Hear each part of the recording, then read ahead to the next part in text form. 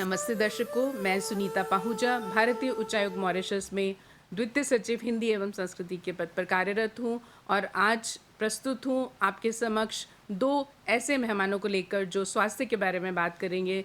जैसा कि हम जानते हैं 7 अप्रैल को वर्ल्ड हेल्थ डे है और इस की थीम है हेल्थ फॉर ऑल। तो हम कोशिश करेंगे कि अपने दर्शकों को ज़्यादा से ज़्यादा स्वास्थ्य की जानकारी दे सकें।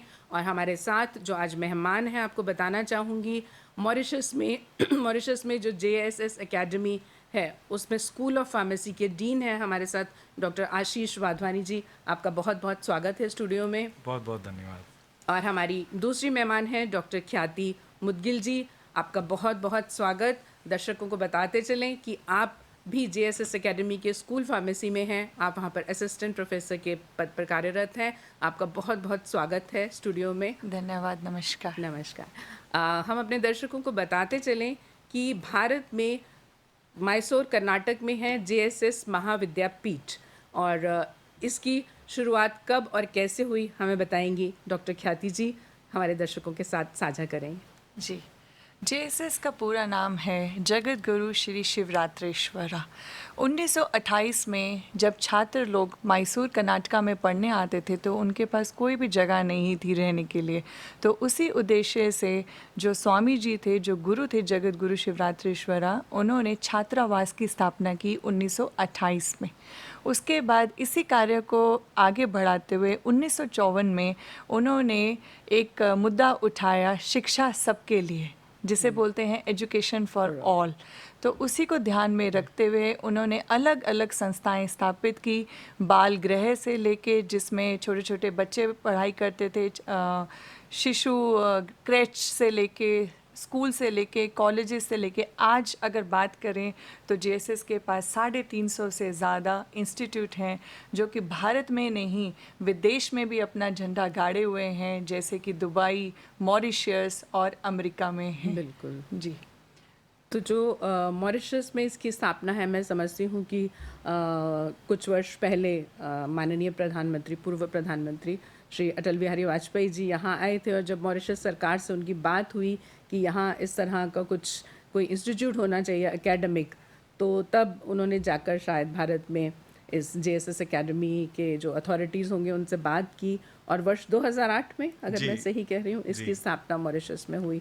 तो इसके बारे में थोड़ा सा हमारे दर्शकों के साथ जानकारी साझा करें। जी बिल्कुल, जैसे आपने बिल्कुल सही फरमाया कि 2000 जब अटल बिहारी वाजपेयी जी आए थे तब उनसे जब बातचीत हुई थी, फिर जब वो भारत वापस गए तब वहाँ के अथॉरिटीज़ से बात करके उन्होंने ये डिसाइड किया था कि वाई नॉट JSS एकेडमी जो इंडिया में है, जो उसका बेस बहुत अच्छा है इंडिया में, यहाँ पे मॉरिशस में भी लाई जाए। तो उस फ्रेम ऑफ माइंड से लेके JSS एकेडमी की स्थापना यहाँ पे 2008 में हुई। JSS एकेडमी शुरू हुई थी एज अ इंजीनियरिंग इंस्टीट्यूशन। सो पहले वो था JSS academy of technical education, जो इंजीनियरिंग प्रोग्राम्स ऑफर करते थे और उसकी डिग्री अवार्डिंग पावर्स थे इंडिया में एक महाविद्यापीठा के पास। पर 2014 में जैसे UGC के रेगुलेशंस के हिसाब से उन्होंने ये डिक्लेयर किया कि जो भारत की इंस्टीट्यूशंस हैं वो बाहर डिग्री अवार्ड्स नहीं कर सकती हैं। तो उस हिसाब से 2014 के बाद वो हमें यहाँ पे बंद करना पड़ा। फिर ये ख्याल आया कि यहाँ पे इंफ्रास्ट्रक्चर बहुत अच्छा है, जैसे इंडिया में JSS academy of higher education and research है, तो उसका ही हम क्लोन इंस्टीट्यूशन मॉरिशस में क्यों ना शुरू करें। तो ये ख्याल के साथ 2018 में हमने JSS academy of higher education and research Mauritius की स्थापना की और बहुत सारी प्रोसेसेस हुई उसमें, जैसे हायर एजुकेशन कमीशन की अप्रूवल लगती है और बाकी संस्थाओं की, गवर्नमेंट की अप्रूवल लगती है। तो वो अप्रूवल वगैरह लेने में करीब 1-1.5 साल लग गया। बहुत सारे इंस्पेक्शंस हुए। वो उन्होंने इंटरनेशनल यूनिवर्सिटीज़ के जो वाइस चांसलर्स वगैरह जो पैनल थी, उन्होंने आके देखा क्या फैसिलिटीज़ हैं, क्या है और हम क्या करना चाहते हैं। जैसे JSS एकेडमी अभी है जो वो है हेल्थ बेस्ड इंस्टीट्यूशन, जैसे नाम है JSS academy of higher education and research, तो वो हेल्थ बेस्ड इंस्टीट्यूशन के हिसाब से उभर रहा है। और इसमें हमारे पास 3 फैकल्टीज़ हमने एस्टैब्लिश की हैं, faculty of health sciences, faculty of life sciences and faculty of management studies. और तीनों फैकल्टी में ख्याल ये रखा गया है कि जो भी प्रोग्राम्स हम ऑफ़र करते हैं वो प्रोग्राम्स रिलेटिंग टू हेल्थ है। जैसे फैकल्टी ऑफ हेल्थ साइंसेस में हमारे पास स्कूल ऑफ फार्मेसी है। स्कूल ऑफ फार्मेसी में B pharm program, bachelors of pharmacy का प्रोग्राम है, मास्टर्स ऑफ फार्मेसी के प्रोग्राम्स हैं हमारे पास। तो और लाइफ साइंसेस में हमारे पास प्रोग्राम्स जैसे बीएससी कॉस्मेटिक साइंस है, एनवायरमेंटल साइंस है, बायोटेक्नोलॉजी है, एमएससी प्रोग्राम्स है, माइक्रोबायोलॉजी, एनवायरमेंटल साइंस है, बीबीए और एमबीए के भी जो हॉस्पिटल एडमिनिस्ट्रेशन से के प्रोग्राम्स हैं। तो ये सब प्रोग्राम्स टोटल 12 प्रोग्राम्स हैं अभी हमारे पास, और ये सब प्रोग्राम्स हमारे हेल्थ बेस्ड प्रोग्राम है।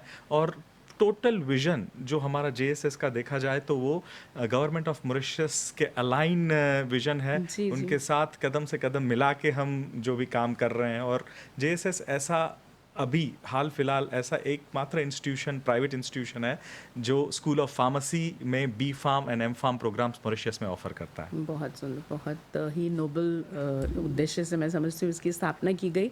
तो यहाँ मॉरिशस के सभी हिस्सों से छात्र छात्राएं आते हैं पढ़ने के लिए। हाँ जी, मॉरिशस से, और ओपन फॉर ऑल है।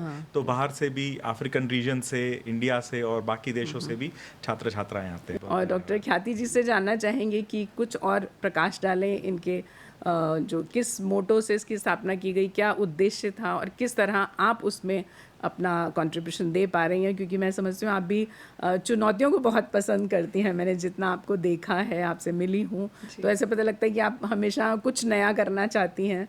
और जो मुश्किल काम है, मैं समझती हूँ आप जितना मैंने आपको देखा, आप दूसरों से होड़ नहीं लगाती हैं, आप अपने आप को कितना बेहतर बना पाएँ वो आपकी मंशा रहती है कि मैं पहले से बेहतर कैसे बनूं।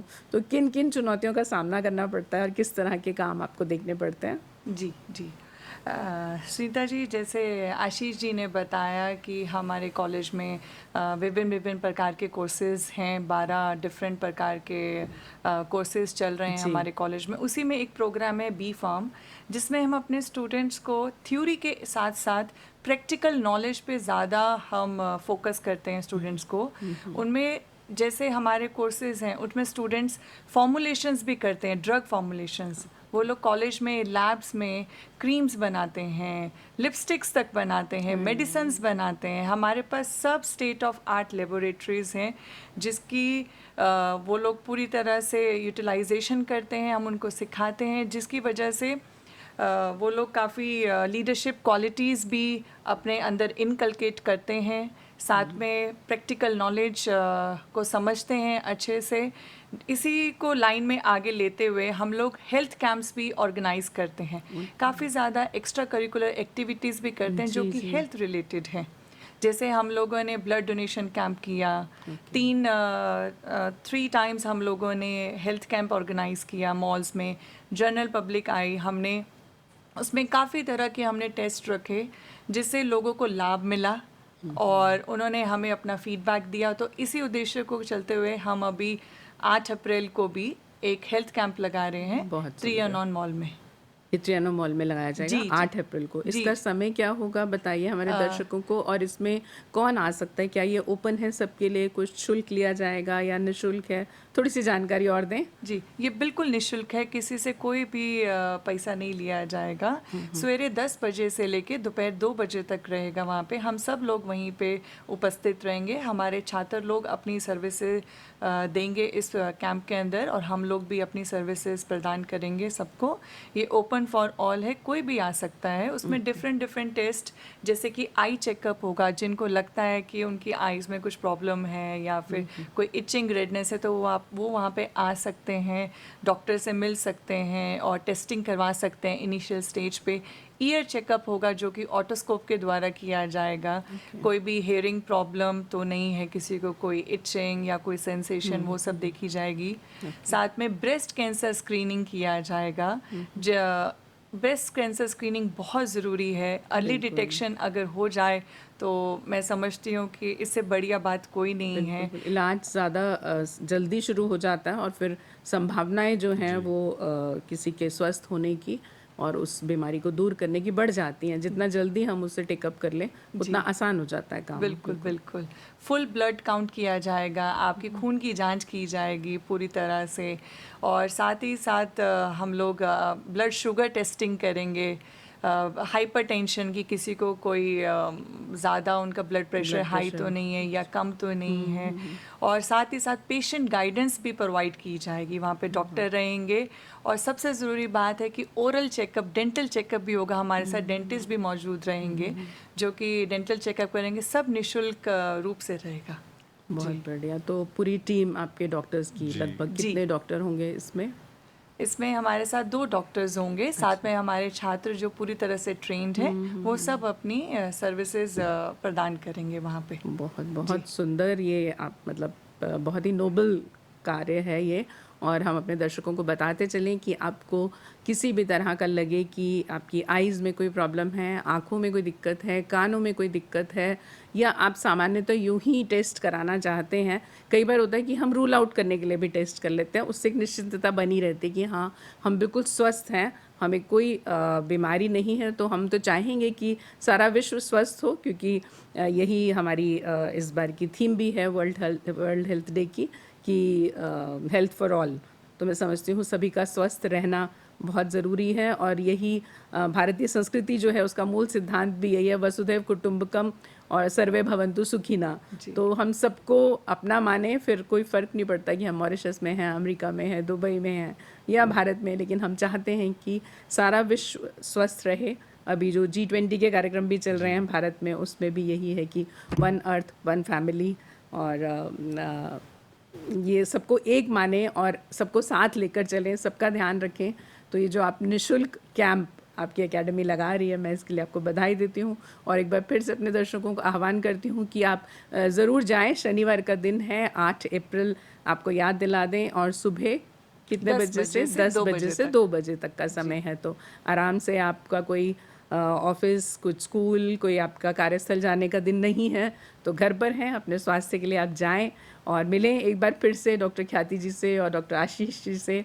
आपको लगेगा कि वही लोग हैं जिनको आपने टीवी में भी देखा था, और आपको बहुत अच्छे से गाइड करेंगे आपके स्वास्थ्य के बारे में कि किस तरह अपना ध्यान समय पर रखते हुए, समय पर अगर हमें एक तो निश्चिंतता बनी रहती है कि हमें कुछ नहीं है, लेकिन खुदा ना खास्ता कुछ हो जाए तो उसे जितना अर्ली डिटेक्शन होगा उतना ही इलाज आसान हो जाता है। मैं समझती हूँ सस्ता भी हो जाता है, बहुत कम पैसे खर्च होते हैं, जल्दी से इलाज शुरू हो जाए और शरीर को तो आराम मिलता ही है जल्दी।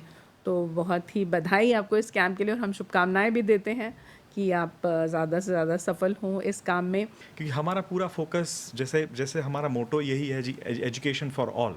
तो एजुकेशन में हम नॉलेज बहुत अच्छी बात है, नॉलेज होना चाहिए, नॉलेज के साथ साथ अगर स्किल भी जुड़ जाए तो फिर क्या कहना, ऐसी बात है। तो उसके बारे में हमारा पूरा फोकस ऐसा है कि हम प्रैक्टिकल बेस्ड नॉलेज के बारे में बात करते हैं। तो अगर आप हमारी एकेडमी में आते हैं तो हमने वहाँ पे फार्मेसी स्टूडेंट्स के लिए, जैसे हम वहाँ पे हमारा खुद का मॉडल फार्मेसी भी खोला हुआ है। तो वहाँ पे स्टूडेंट्स वगैरह ट्रेन होते हैं, वहाँ पे हमारे स्टूडेंट्स ही as a actor, as a pharmacist act करते हैं, एज अ पेशेंट एक्ट करते हैं, और ये पूरा हम रिकॉर्डिंग करते हैं, वीडियो रिफ्लेक्शन करते हैं। हम स्टूडेंट्स को प्रिस्क्रिप्शंस देते हैं, और हमें अब ये जानना होता है कि जैसे जो कोई पेशेंट आता है तो वो पेशेंट फार्मासिस्ट उसके साथ कैसे पेश आएगा, क्या क्या चीज़ें फार्मासिस्ट उसको एक्सप्लेन करेगा, क्या क्या काउंसलिंग करेगा। तो ये सब चीज़ें जो स्किल डेवलपमेंट में आती हैं वो सब हम स्टूडेंट्स को अभी से सिखाते हैं।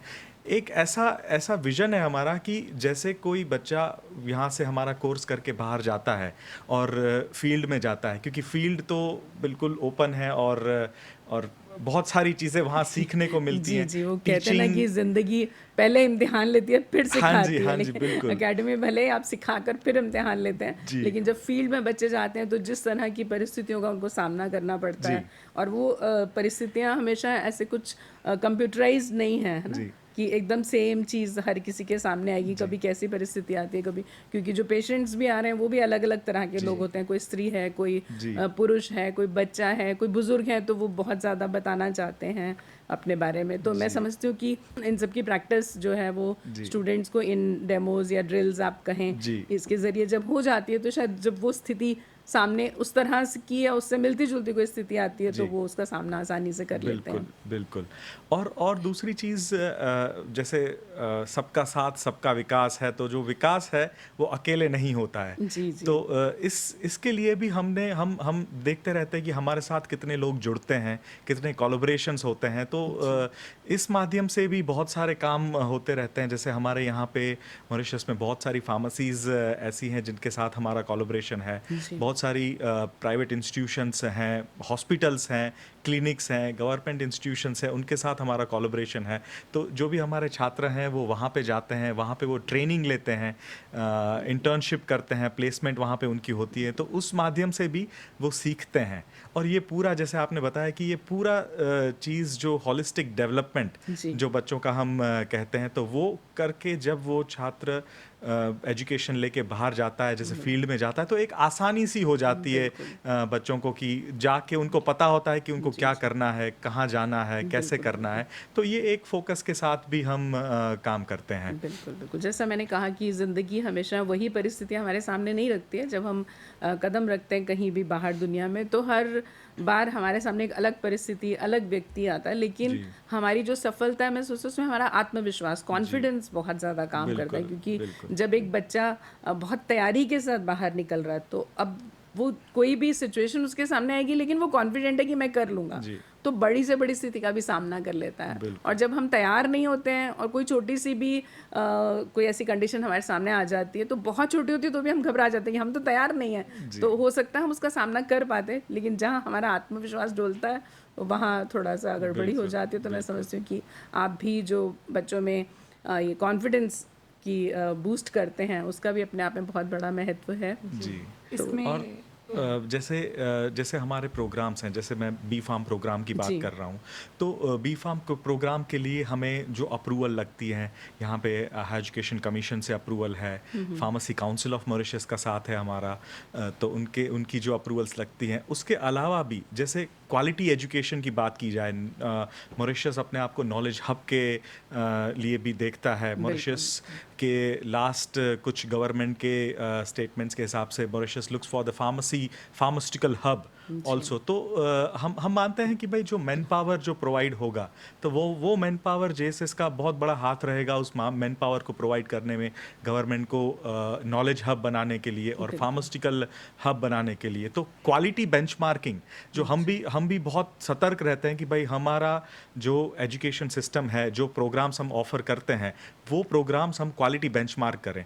तो ऐसा एक उदाहरण ये है कि जो हमारा बैचलर्स ऑफ फार्मेसी का प्रोग्राम है, जैसे यहाँ के जो लोकल अप्रूवल हमें मिले, उसके बाद हमने सोचा कि क्यों ना हम कोई इंटरनेशनल अप्रूवल भी ले। तो उसके लिए हमने एक प्रोसेस की, और accreditation council for pharmacy education USA, जो एक बहुत बड़ी संस्था है जो national and international pharmacy education और फार्मेसी प्रोग्राम्स को अप्रूव करती है। तो उनको हमने अप्रोच किया, और वो हर साल हमारा प्रोग्राम देखते हैं। प्रोग्राम्स हमारा जो भी फार्मेसी का प्रोग्राम हम रन करते हैं, उसका एक्रीडेशन करते हैं, और उनका भी एक्रीडेशन हमें है बी फार्म प्रोग्राम के लिए। तो ये हमने वॉलंटरी था ये, तो हमने ये सोचा कि नहीं, हम देखें तो सही हमारा जो प्रोग्राम है वो ओनली लोकल रीजन के लिए है कि इंटरनेशनल बेंचमार्किंग भी है। नहीं तो उस जब हिसाब से इस तरह की संस्थाएं ऑथेंटिकेट कर देती है, रिकॉग्निशन उनसे मिल जाता है, जी। तो मैं समझती हूँ कि हमारी भी जो क्रेडिबिलिटी है वो बढ़ जाती है, हमारी जाती है। संस्था की। बिल्कुल, बिल्कुल। और मैं समझती हूँ कि आप दोनों के बहुत से प्रकाशन भी हैं, और आपने देश विदेश जी। में बहुत से पेपर्स भी प्रेजेंट जी, किए हैं। जी। तो जब आप विदेशों में जाते हैं तो वहाँ के कुछ अनुभव आप बारी बारी से साझा करना चाहेंगे कुछ? बिल्कुल, बिल्कुल। जैसे मेरा बैकग्राउंड है, मैंने बी फार्म एम फार्म किया फार्मास्यूटिकल बायोटेक्नोलॉजी में, और फिर मैंने पीएचडी की। जैसे अब मास्टर्स कर रहे थे तो हमें बहुत रिसर्च में इंटरेस्ट हो गया, तो हमने सोचा चलिए पीएचडी करते हैं और देखते हैं क्या हम कर सकते हैं। तो मैंने पीएचडी वायरोलॉजी में की। तो वायरोलॉजी में हमने HIV, influenza, H1N1, HSV, herpes simplex और कोविड का भी थोड़ा बहुत हमने काम किया है और बहुत सारे पेपर्स हमारे पब्लिश हुए हैं। मेटाबॉलिक डिसऑर्डर्स पे काम किया है, जैसे डायबिटीज़ मॉरिशस में भी बहुत हाई लेवल पे डायबिटीज़ है, तो उस पे भी हमारा बहुत सारा काम हमने किया हुआ है। और हमारे ग्रुप के पेटेंट भी हैं डायबिटीज़ पे हमने एक बहुत अच्छा रिसर्च किया था, जो मैं आपके साथ साझा करना बिल्कुल, चाहूँगा कि बिल्कुल। उसमें हमने जैसे लोगों को इंसुलिन लेना पड़ता है, जी। तो इंसुलिन तो हर बार आप खाने के पहले आप इंसुलिन लेते हैं, तो हमने सोचा कि हर बार इंसान को इतनी बार इसको इंजेक्शन लगाना पड़ता है, तो क्यों ना हम ऐसा कुछ करें कि एक पैच लगा दो और बस हो गया काम। तो अच्छा। उस पे हमने 3-4 साल बहुत अच्छा रिसर्च किया और हमने एक ट्रांसडर्मल माइक्रोनीडल पैचेस बनाए, जिसमें हमने इंसुलिन लोड कर दिया और कुछ एंजाइम्स लोड कर दिए उसमें। अच्छा। और वो पैच हमने इन विट्रो टेस्टिंग किया, इन वाइलो एनिमल स्टडीज़ पे टेस्टिंग किया, और वो पैचेस को हमने देखा कि 14 दिन तक वो बहुत अच्छा रिजल्ट दे रहे थे। और जैसे ही भी डायबिटीज़ की इंसुलिन की कमी हो रही है बॉडी में, तो वो इंसुलिन रेगुलेट वहाँ कर से रहा है उसको। रेगुलेट कर रहा था। तो बहुत अच्छा एक रिसर्च के माध्यम से हमें ये भी देखने को मिला कि ये भी एक बहुत अच्छा फील्ड है, और इस पे हमने बहुत सारे पेपर्स पब्लिश किए हुए हैं। फार्म फोकस एशिया करके एक मैगज़ीन आता है, तो वो एक फार्मास्यूटिकल का बहुत अच्छा मैगज़ीन कहला जाता है, तो उस पे भी हमारा रिसर्च फीचर हुआ था। और इंटरनेशनल की बात की जाए तो गवर्नमेंट ऑफ इंडिया का हर बार साथ रहा है। उन्होंने हमें बहुत सारे स्पॉन्सर्ड ट्रिप्स, हमने कॉन्फ्रेंसेस अटेंड किए हुए हैं, और सबसे बढ़िया कॉन्फ्रेंस था यूएस में international society for antiviral research के साथ, जिसमें हमने हमारा एक हर्पिस सिम्प्लेक्स वायरस पे और एचआईवी पे काम था, वो हमने वहाँ पे किया था। और वो पूरा काम जैसे नेचर फॉर ऑल, तो नेचर बेस्ड काम था, जिसपे हमने आयुर्वेदिक प्लांट्स लिए थे और उसका हमने एक्सट्रैक्शन करके उनके केमिकल कॉन्स्टिट्यूएंट्स के साथ हमने ये प्रूव किया था एट द एनिमल लेवल तक कि भाई हर्पिस सिम्प्लेक्स वायरस पे एक पर्टिकुलर प्लांट है, वो बहुत अच्छी एक्टिविटी दे रहा है, और उसको हम clinical and pre clinical trials के लिए भी लेके गए थे। तो बहुत अच्छा एक रिसर्च पब्लिश हुआ था, और बहुत खुशी मिलती है जब हमारा काम इंटरनेशनल लेवल पे रिकग्नाइज्ड होता है। बिल्कुल, बहुत बहुत बधाई आपको इन सभी के लिए, और मैं आगे के लिए भी आपको शुभकामनाएं देती हूँ। मैं समझती हूँ कि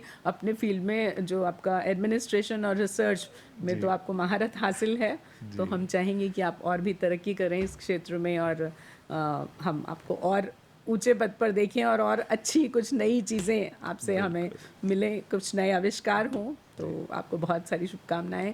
डॉक्टर ख्याति जी, आपके भी कुछ पेपर्स आपने प्रेजेंट किए हैं। जी, बिल्कुल। और कुछ अपने जी अनुभव साझा करें हमारे दर्शकों के साथ। जी, मैं बेसिकली डॉक्टर ऑफ फार्मेसी किया है मैंने, और मेरा एक्सपर्टाइज जो है वो क्लिनिकल फार्मेसी में है। जो क्लिनिकल फार्मेसी है, एक ऐसी स्पेशलाइजेशन है जिसकी मैं मानती हूँ कि बहुत ज़्यादा अवेयरनेस की बहुत ज़्यादा ज़रूरत है, स्पेशली मॉरिशस में या कहीं भी इसकी। जी। उसमें क्या होता है, एक ऐसी फील्ड है जो कि डॉक्टर्स को हम एक तरह से असिस्ट ही करते हैं। हम लोग पेशेंट्स के एडीआरस चेक करते हैं, जैसे एडवर्स ड्रग रिएक्शंस बोले तो साइड इफ़ेक्ट्स, एक हद तक वो कैसे एक दवाई कैसे किसी इंसान को इतना ज़्यादा नुकसान पहुंचा सकती है कि वो किसी के लिए बहुत ज़्यादा सीरियस हो जाए। जी। हम ड्रग और drug interactions, drug food interactions, ये सब हम लोग चेक करते हैं।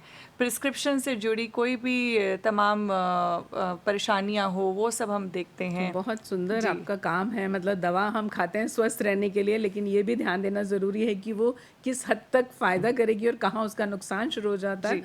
बहुत बहुत धन्यवाद आपका। और मैं अपने दर्शकों को एक बार फिर याद दिला दूं कि 8 अप्रैल शनिवार को आप मेडिकल कैंप में जा सकते हैं, अपने सारे जांच करा सकते हैं। इसका समय रहेगा सुबह 10 बजे से 2 बजे तक, और आप अपनी शुगर चेक कराइए, ब्लड प्रेशर चेक कराइए, और उसके बाद निश्चिंत हो जाएं कि आप बिल्कुल स्वस्थ हैं। और बहुत बहुत अच्छा लगेगा आपको इस कैंप में जाकर। मैं कहती हूँ कि आप ज़रूर जाएं, देखें, और कहीं ना कहीं प्रेरित हो सकता है कुछ बच्चे आपके साथ जाएं तो वो डॉक्टर भी बनना चाहें, या किसी भी इस तरह के फील्ड में आना चाहें जिसमें हम अपनी सेवाएं जो हैं वो मानवता को दे सकें। तो बहुत ही सुंदर कार्यक्रम आप चला रहे हैं जेएसएस एकेडमी के माध्यम से भी। आप दोनों को बहुत बहुत आभार आज स्टूडियो में आने के लिए। बहुत बहुत धन्यवाद। बहुत बहुत धन्यवाद। बहुत थैंक बहुत यू। धन्यवाद।